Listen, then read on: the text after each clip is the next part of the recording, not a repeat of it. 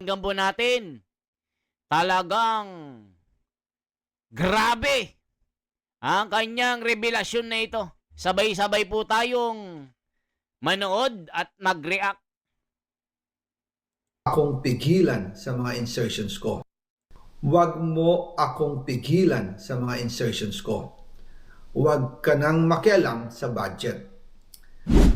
Na ginagawa ko lang ang mga utos niya tungkol sa mga insertions na sinasabi niyang hindi na raw niya makilala. Nagsabi may pinapa-insert ng mga projects ang Pangulo na worth 50 billion pesos. Naging malinaw sa akin na siya mismo ang nag-utos kila Secretary Mina Pangandaman at Yusek Adrian Bersamin ang gusto niya ng 50 billion pesos na insertion. Ngunit ang sagot ng Pangulo, humingi ka ng bago or dagdag